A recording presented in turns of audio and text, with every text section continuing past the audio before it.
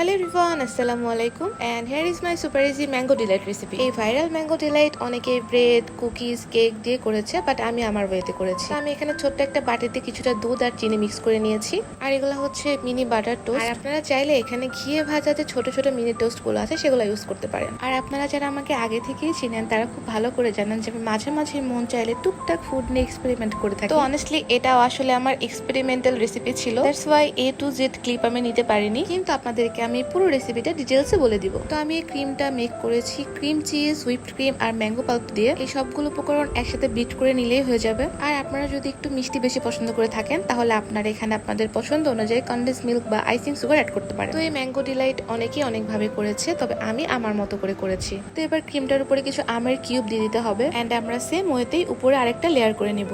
আর এটার perfect test পেতে গেলে আপনাদের কিন্তু অবশ্যই ক্রিম চিজটা ইউজ করতে হবে। তো আমি এখানে ডেকোরেশনের জন্য কিছুটা এক্সট্রা হুইপড ক্রিম রেখে দিয়েছিলাম। আপনারা চাইলেও আপনাদের পছন্দ মতো ডেকোরেশন করে নিতে পারেন। এই ম্যাঙ্গো ডিলাইটটাকে আপনারা কমপক্ষে 2 ঘন্টা নর্মাল ফ্রিজে রেখে তারপরে খাবেন। তো এই যে তৈরি হয়ে গেল আমাদের super easy mango delight, and এটা খেতে অনেক ইয়ামি ছিল।